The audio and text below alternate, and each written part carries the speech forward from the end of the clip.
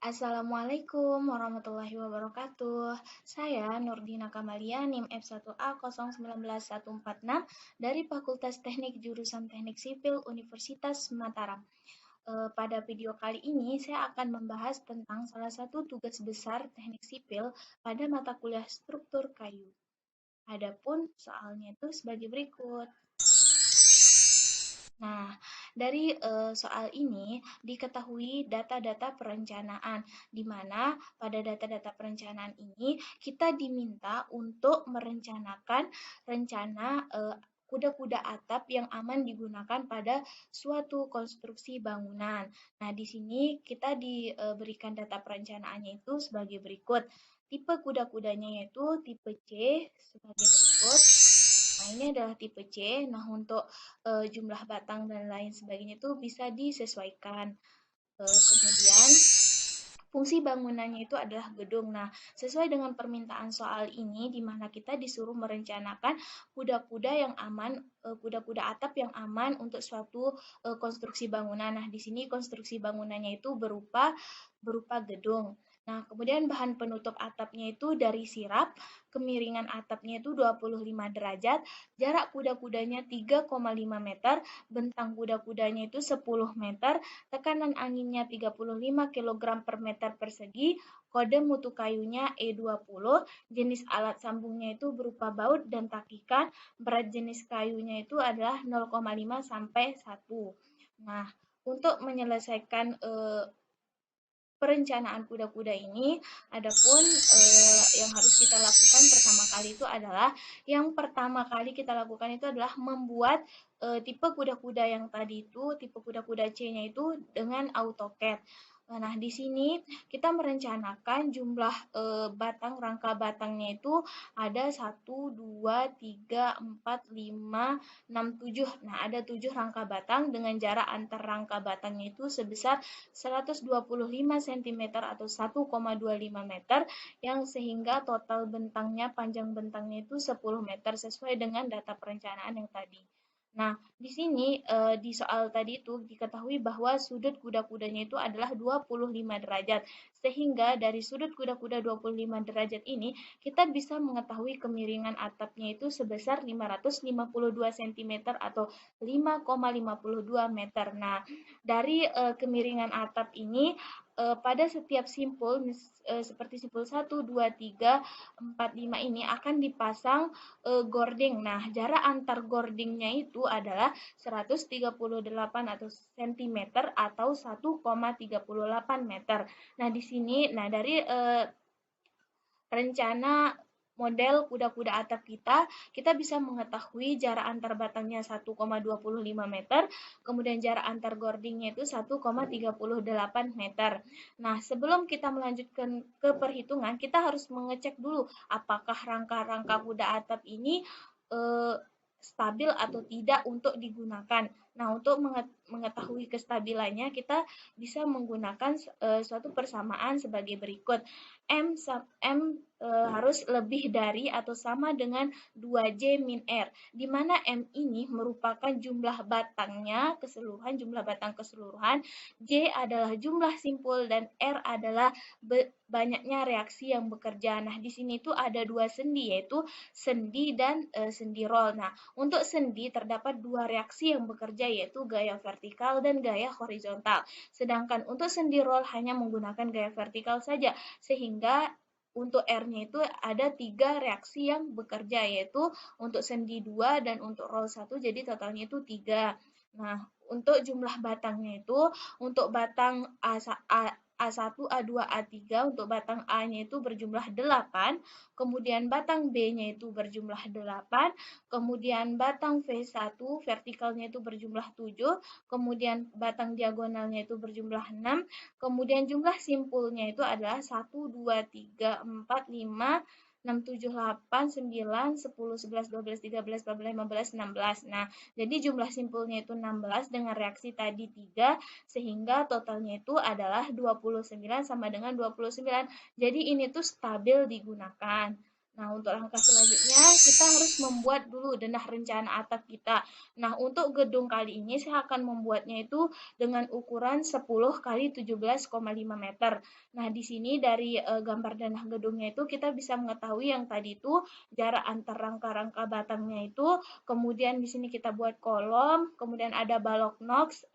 Balok nox ini biasa diletakkan di atas atap, ujung atap, kemudian ada kuda-kuda. Nah, jarak antar kuda-kudanya 3,5 meter. Kemudian ada gording. Nah, jarak antar gordingnya itu 1,38 meter. Kemudian di sini tuh ada gavel dan lain sebagainya.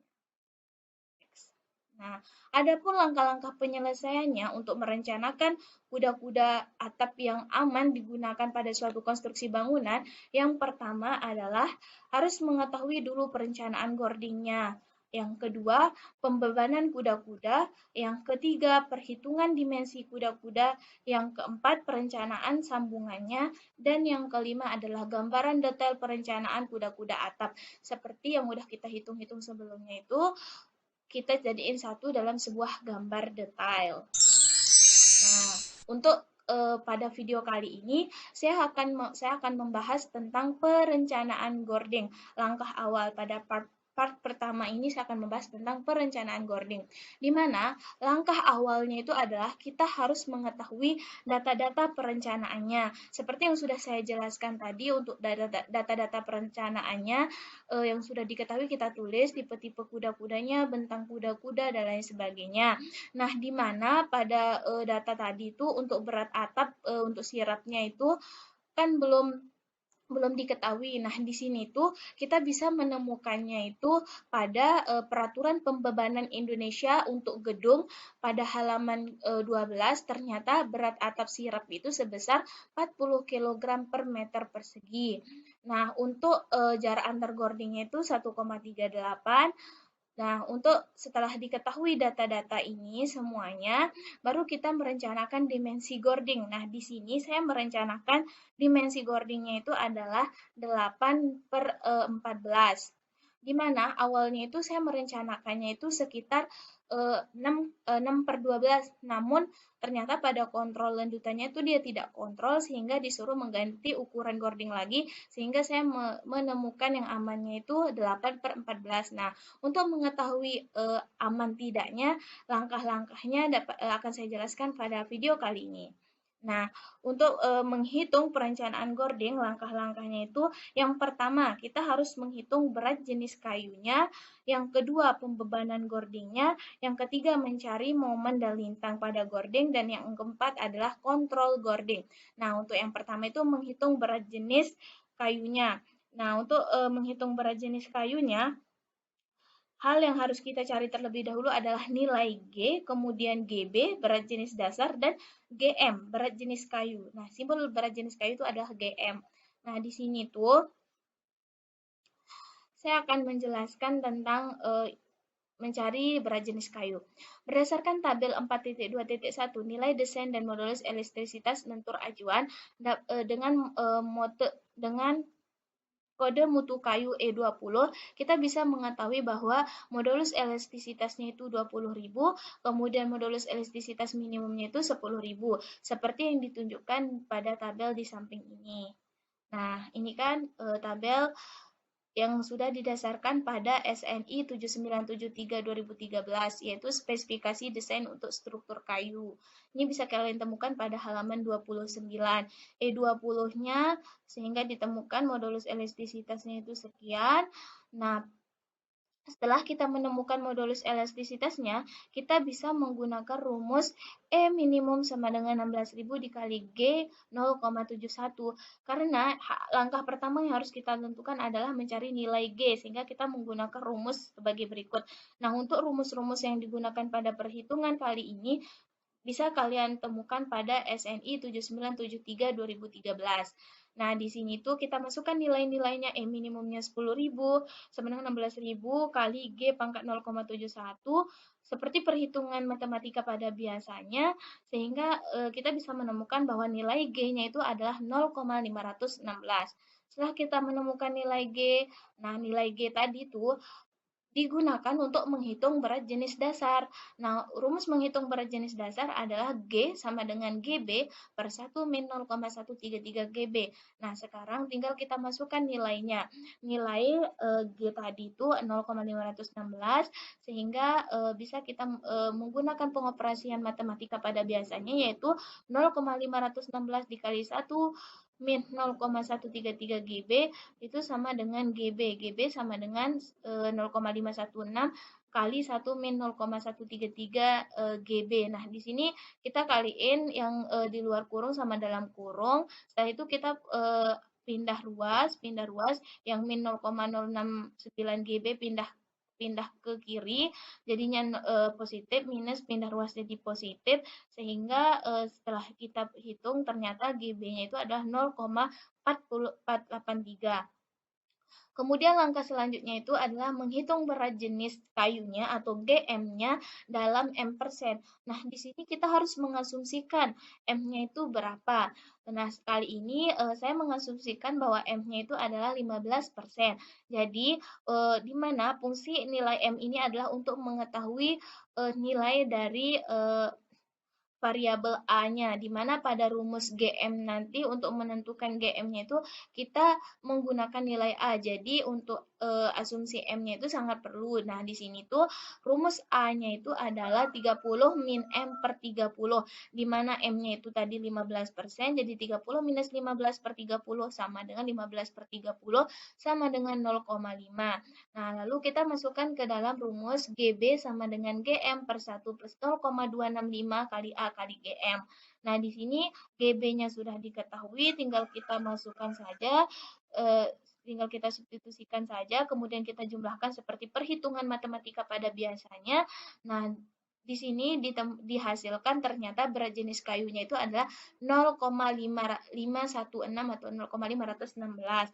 Nah, di sini tuh udah memenuhi persyaratan berat jenis tadi pada soal.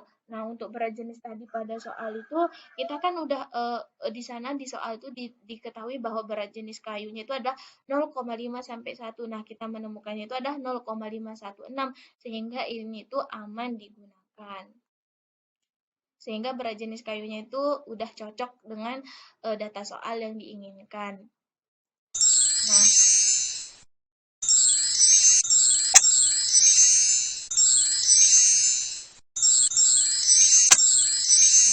selanjutnya dari berat jenis yang sudah diketahui tadi, kita bisa menghitung kerapatannya. Nah, kerapatannya itu rumusnya itu sebagai berikut, sehingga sesuai dengan pengoperasian matematika biasanya kita bisa mengetahui bahwa nilai dari kerapatannya itu adalah sekitar 593,4 kg per meter persegi. Nah, untuk langkah keduanya itu adalah menghitung pembebanan gording sekaligus dengan menghitung momen dan lintangnya. Nah, di sini untuk pembebanannya itu ada 3 beban yang berperan pada perencanaan kuda-kuda atap ini. Yang pertama itu adalah beban mati, yang kedua beban hidup, yang ketiga adalah beban angin. Nah, yang pertama beban mati. Beban mati untuk perhitungannya itu langkah-langkahnya itu sebagai berikut. Oh ya, sebelumnya ini adalah sketsa gambar kemiringan atap dengan perletakan gordingnya searah sumbu X dan searah sumbu Y. Nah, untuk beban mati yang pertama yang harus kita lakukan adalah menentukan berat gording. Berat gording dengan dalam meter. Tadi kan 8 per 14 cm. Nah, untuk ke meter berarti 8 ke meter itu 8 cm ke meter itu 0,08 dikali 0,14 kali dengan kerapatannya 593,1 sehingga diperoleh berat gordingnya itu adalah 6,646 kg per meter. Nah, untuk berat atapnya itu jarak antar gording dikali sama berat penutup atap. Jarak antar gordingnya itu kan 1,38. Nah, untuk berat penutup atap dari sirap itu adalah 40 kg sehingga diperoleh berat atapnya itu adalah 55,2 kg per meter. Nah, setelah diketahui semuanya, baru kita totalin. Ternyata beban matinya itu, total beban matinya itu adalah 6,646 ditambah 55,2 sehingga total berat beban matinya itu adalah 61,846 kg per meter. Nah, selanjutnya itu adalah beban hidup. Nah, untuk beban hidup ini biasanya kita gunakan itu adalah 100 kg. Kemudian langkah yang ketiga yaitu adalah menentukan beban angin. Nah, untuk beban anginnya itu tadi kan diketahui di soal tekanan anginnya itu 35 kg per meter. Nah, di sini kita harus mengetahui bahwa ada dua tekanan angin yaitu angin tekan sama angin hisap. Nah, untuk koefisien angin tekan itu dapat dicari dengan menggunakan rumus C sama dengan 0,02 alfa min 0,4 dengan sudut kemiringan atap itu alfanya itu adalah 25 derajat. Baru kita masukkan nilainya. Setelah kita masukkan ternyata diketahui koefisien angin tekannya itu adalah 0,1 sedangkan koefisien angin hisap itu adalah minus 0,4. Sehingga untuk beban anginnya itu menjadi untuk angin tekan atau QW itu sama dengan koefisien angin tekan dikali tekanan angin dikali jarak antar gording, sehingga setelah kita masukkan koefisien angin tekannya 0,1, tekanan anginnya 35, jarak antar gordingnya 138 sehingga diperoleh nilai 4,830 kg per meter. Kemudian kita menghitung angin hisap. Nah, yang membedakannya itu hanya pada koefisien anginnya. Di sini jadinya koefisien anginnya itu minus 0,4 sehingga diperoleh angin hisapnya itu beban angin hisapnya itu adalah minus 19,320 kg per meter. Nah, langkah selanjutnya itu adalah menghitung atau mencari momen dan lintang pada gording. Yang pertama akibat beban mati, akibat beban hidup, dan akibat beban angin. Nah, yang pertama itu adalah akibat beban mati atau biasa disimpulkan dengan KID. Berikut adalah sketsa gambarnya untuk gording beban mati KID. Kx-nya itu dalam cos karena dia mengapit sudut, sedangkan KDY-nya itu tidak mengapit sudut sehingga dia itu menggunakan sin. Nah, untuk Kx sama dengan KD cos alpha. Alphanya seperti yang saya bilang tadi, sudut kemiringan atapnya itu ada 25, sehingga setelah kita masukkan nilai KD beban mati yang sudah kita temukan di atas tadi sebesar 61,846 cos 25 itu ketemulah nilai Kx-nya itu 56,052 kg per meter. Nah, selanjutnya untuk QY-nya itu QD sin alpha karena dia itu tidak mengapit sudut, jadi kita gunain sin. Nah, di sini diperoleh nilainya itu sebesar 26,137 kg per meter. Nah, setelah itu baru kita mencari momennya, momen terhadap X dan momen terhadap Y. Momen terhadap X-nya itu untuk persegi biasanya kita gunakan 1/8 Kx Lx pangkat 2. Nah, di sini setelah kita masukkan nilai Kx-nya sekian dengan Lx jarak antar kuda-kudanya 3,5 meter sehingga ditemukan nilai momennya itu adalah 85,829 kg meter. Nah, untuk gaya lintangnya ini, rumusnya ini merupakan turunan dari momen. Caranya itu adalah pangkat Lx ini kita pindahin ke sini sehingga 2 kali 1/8. 2 kali 1/8 itu adalah 1/4 dikali Kx kali Lx pangkat 2 minus 1. Jadi Lx pangkat 1 sehingga di sini tinggal Lx aja sehingga diperoleh rumus lintangnya itu 1/4 Kx kali Lx. Sehingga setelah kita masukkan nilai Kx, Lx-nya kita memperoleh nilai lintangnya itu 49,045 kg. Begitu juga dengan momen arah Y dan lintang arah Y. Nah, di sini momen arah Y-nya kita menemukan 40,023 kg meter, lintangnya 22,8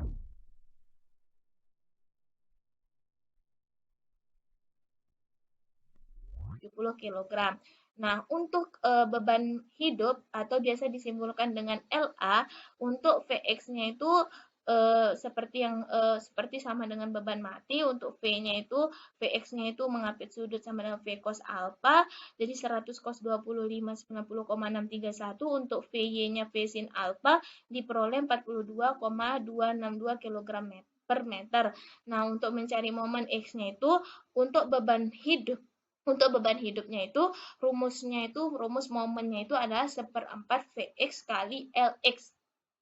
Nah, di sini itu 1/4 Vx-nya itu kita masukkan nilai yang ini, kemudian Lx-nya 3,5 sehingga diperoleh momen X-nya itu 79,302 kg meter.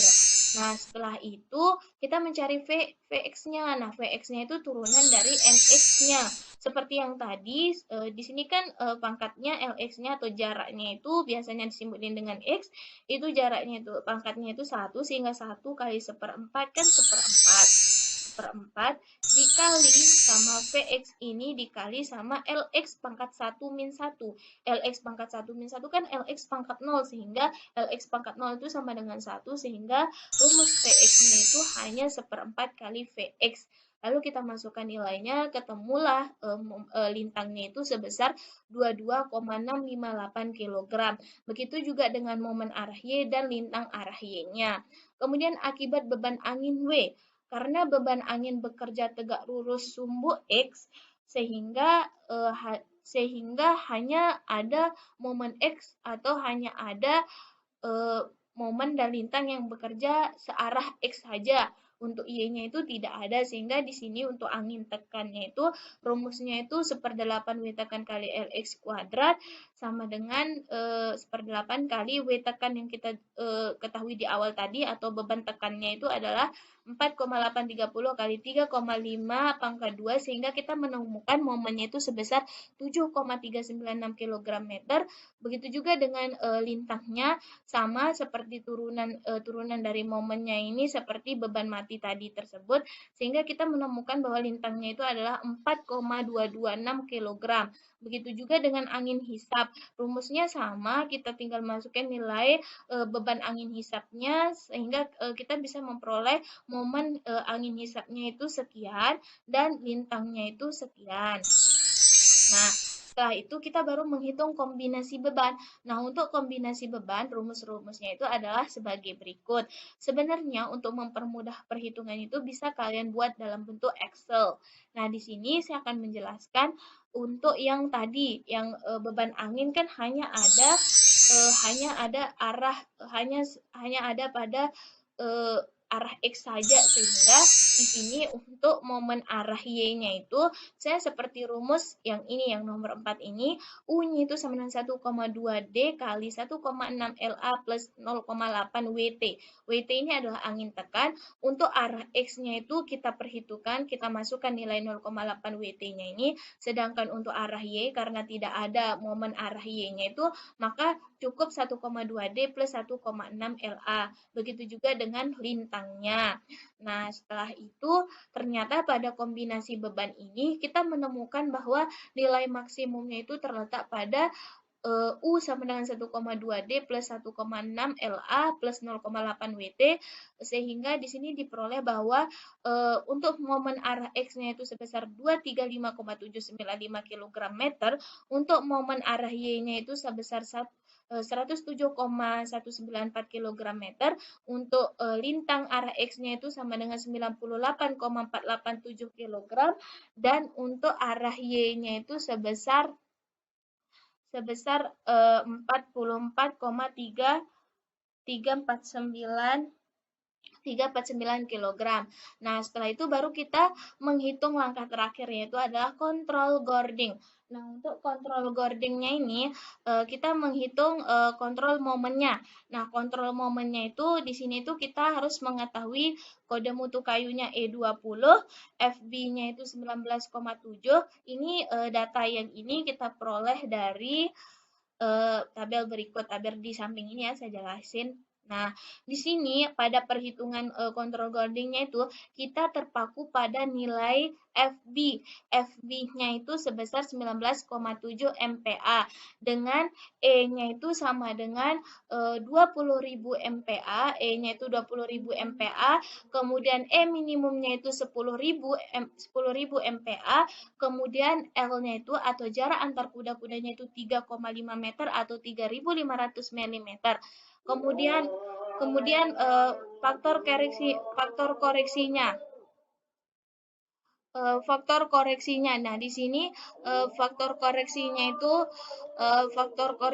itu adalah CM-nya itu CM atau faktor layan basahnya itu di sini nilainya itu adalah Cm atau faktor layam basah itu karena kita berpaku pada nilai Fb sehingga kita memperoleh nilai Cm-nya itu adalah 0,85. Kemudian Ct atau faktor temperaturnya itu adalah karena dia dalam kondisi kering sehingga kita berpacu pada nilai Fb sehingga kita menggunakan nilai faktor temperaturnya itu adalah 1, kemudian CF atau faktor ukurannya itu karena ketebalan kita adalah 80 mm. Jadi di sini jadi nilai untuk CF-nya itu sama dengan 1. 1 ini adalah untuk ketebalan antara 50,8 mm sampai 101,6 mm. Nah, jadi CF kita yang kita gunakan itu adalah 1. Kemudian nilai CFU-nya untuk CFU-nya itu adalah untuk CFU-nya itu adalah untuk CFU atau faktor penggunaan rebahnya itu yang kita gunain itu adalah 1,05 karena untuk H-nya itu atau D-nya itu kita 140 masuk dalam 150 dan untuk tebalnya itu 80 masuk dalam 100 sehingga kita gunain 1,05. Kemudian untuk faktor tusukan atau CI-nya itu adalah karena kita berpaku pada nilai Fb sehingga CI yang kita gunakan itu adalah 0,8.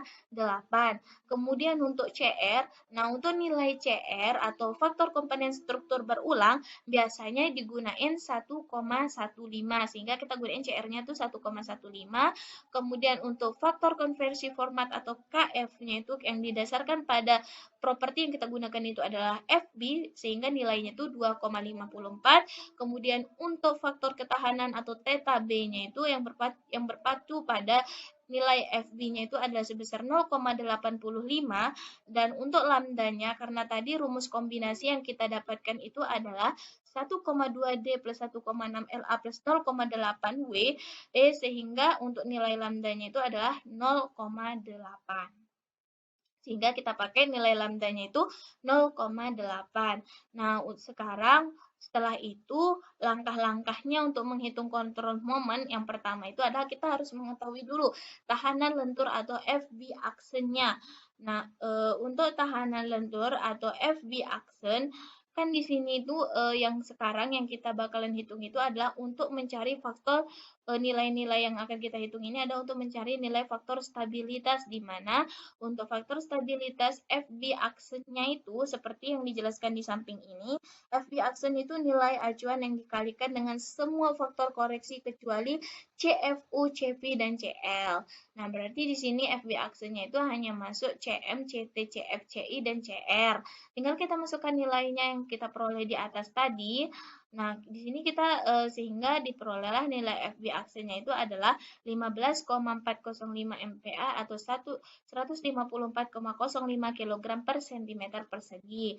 Kemudian kita mencari panjang efektif. Rumusnya itu L per D. L-nya itu 3.500 mm dan D-nya itu 140 sama dengan 25 ternyata lebih besar daripada 7. Ini merupakan syaratnya. Ternyata dia terbukti, maka sehingga panjang efektifnya itu bisa kita gunain rumus 1,63 dikali jarak antar kuda-kudanya ditambah 3 dikali dengan H atau D-nya. Sehingga diperoleh nilai untuk panjang efektifnya itu adalah 6.125 mm. Kemudian kita mencari rasio kelangsingan. Nah, untuk rasio kelangsingan ini RB-nya itu sama dengan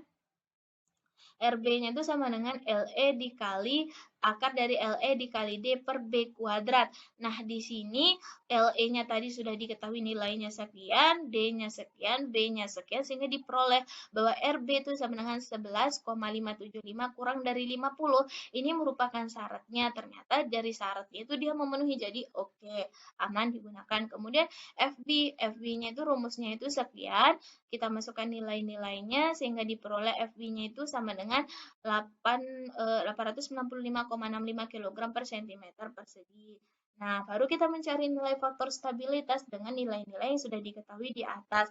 Dengan rumusnya itu adalah sebagai berikut. Rumus ini bisa kita temukan pada SNI halaman 16, yaitu SNI 7973 2013.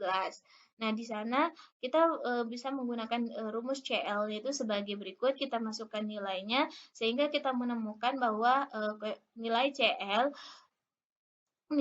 atau faktor stabilitas baloknya itu adalah 0,99. Nah, setelah itu kita hitung tahanan lentur terkoreksinya dengan memasukkan semua faktor koreksi yang tadi itu, baik itu CL, CFU, CF, dan KF, theta B, dan alfa. Nah, setelah kita masukkan nilai semuanya itu, ternyata kita memperoleh nilai FB aksenya itu adalah 276,55 kg per cm persegi. Kemudian kita mencari modulus penampang. Modulus penampangnya itu adalah untuk SX-nya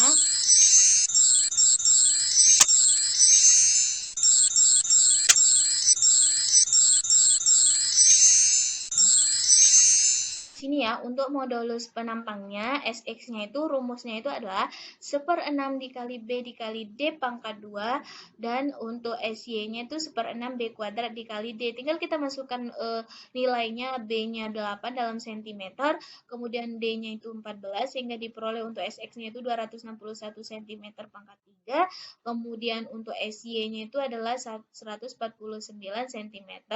Kemudian kita menghitung tahanan momen lentur terkoreksinya. Tahanan momen lentur terkoreksi itu atau MX aksen itu sama dengan FB aksen kali SX. Nah, untuk momen lentur terkoreksi, untuk tahanan lentur terkoreksinya itu FB aksennya itu kita menemukan nilainya itu sekian. Kemudian untuk modulus penampangnya itu atau SX-nya itu sekian, sehingga diperoleh nilai MX aksennya itu sekian. Begitu juga dengan MY-nya. Tinggal kita masukkan nilainya sehingga kita memperoleh nilai momen Y-nya itu, Y aksennya itu sekian, sehingga bisa menggunakan kontrol arah X dengan syarat MUX atau momen arah X itu harus kurang dengan momen lentur terkoreksinya. Begitu juga dengan kontrol arah Y. Nah, ternyata sesuai dengan hasil perhitungan kita, ternyata dia itu nilai momen arah X itu kurang dari momen lentur terkoreksinya, sehingga oke, aman digunakan. Begitu juga dengan kontrol arah Y-nya itu dia tuh sudah memenuhi syaratnya, berarti dia itu aman digunakan. Kemudian adapun syarat kontrol semuanya itu adalah momen arah X per momen koreksi arah X per momen arah Y per momen koreksi arah Y itu harus kurang dari sama dengan harus kurang dari atau sama dengan 1. Nah, setelah kita masukkan nilainya, ternyata kita memperoleh bahwa totalnya itu adalah 0,586 kurang dari sama dengan 1, sehingga untuk kontrol momennya itu oke. Jadi momen pada rangka batang yang kita gunakan itu cocok atau aman digunakan untuk rencana atap yang akan kita buat. Nah, itu baru kita menggunakan kontrol tahanan geser. Nah, untuk nilai FV-nya itu 2,31, ini kita bisa memperolehnya pada SNI atau tabel SNI untuk memperoleh nilai modulus elastisitas tadi. Nah, di sana itu udah ada nilai FV. Nah, nilai FV-nya itu adalah 2,31. Kemudian yang untuk CM, CT, CI, dan lain sebagainya ini adalah suatu yang udah memang nilainya ditentukan sekian. Nah, sehingga langkah pertama kita harus mengetahui FV aksen atau FV koreksinya itu adalah dengan memasukkan nilai faktor koreksi ini.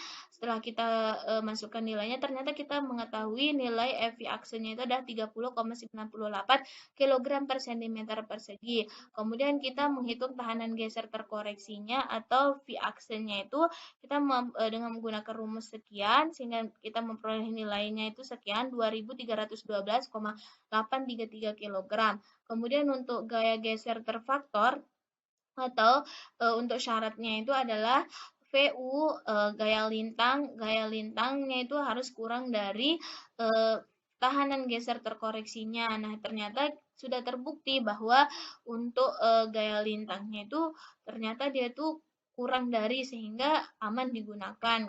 Begitu juga untuk kontrol tahanan geser mempunyai persyaratannya itu sebagai berikut. Ternyata persyaratannya itu sama dengan kontrol momen, harus kurang dari sama dengan 1. Ternyata terbukti bahwa hasilnya itu kurang dari sama dengan 1, sehingga untuk kontrol tahanan gesernya itu aman digunakan untuk rangka kuda-kuda atap yang akan kita lakukan. Kemudian langkah selanjutnya itu adalah kontrol lendutan, di mana hal pertama yang harus diketahui itu adalah nilai modulus elastisitasnya, kemudian faktor koreksinya ini merupakan sama dengan faktor geser tadi, udah segini nilainya, kemudian modulus elastisitas terkoreksi, kita tinggal masukkan nilainya sesuai dengan rumus yang ini, sehingga diperoleh nilai sekian, 171.000, kemudian menghitung momen inersia untuk arah EX, seperti rumus momen inersia biasanya, yaitu 1/12B H pangkat 3, sedangkan untuk arah Y itu adalah 1/12B pangkat 3 dikali H,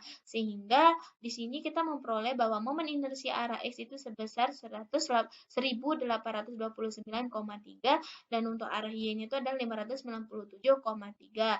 Kemudian kita harus menghitung dulu lendutan izin yang diperbolehkan itu berapa dengan rumus L/300, sehingga diperoleh bahwa lendutan izin yang diizinkan itu adalah sebesar 1,1667 cm atau 11,667 mm. Nah, langkah selanjutnya kita harus menghitung lendutan akibat beban tetap. Nah, untuk beban tetapnya itu berupa beban mati dan beban hidup. Nah, untuk arah X atau lendutan arah X itu delta X-nya itu adalah dengan menggunakan rumus sebagai berikut. Ini untuk rumus beban mati, ini untuk rumus beban hidup. Setelah dijumlahkan, ternyata kita memperoleh nilainya delta X-nya itu adalah 10,802 mm. Kemudian langkah selanjutnya kita juga menghitung arah sumbu Y atau arah sumbu lemahnya. Di mana delta Y-nya itu kita menemukan bahwa nilainya itu adalah 1,645 mm, sehingga total lendutan totalnya itu dapat dicari dengan akar dari delta X kuadrat per delta Y kuadrat itu sama dengan 10,927 mm atau 1,0927 cm, sehingga sesuai dengan persyaratan bahwa delta lendutan itu harus kurang dari delta yang diizinkan. Ternyata nilainya itu kurang dari delta yang diizinkan, sehingga oke, aman digunakan untuk rencana kuda-kuda atap yang akan kita rencanakan. Jadi dimensi gording 8/14 cm itu aman digunakan untuk rencana kuda-kuda atap yang akan kita buat, yang akan kita rencanakan. Untuk perencanaan dimensi gording itu langkah-langkahnya itu seperti yang sudah saya jelaskan tadi. Jika kita memperoleh bahwa dimensi gording yang cocok atau aman itu adalah 8/14. Oke, mungkin untuk perencanaan gordingnya itu hanya ini yang bisa saya sampaikan. Kurang lebihnya saya mohon maaf. Terima kasih. See you next time. Assalamualaikum warahmatullahi wabarakatuh.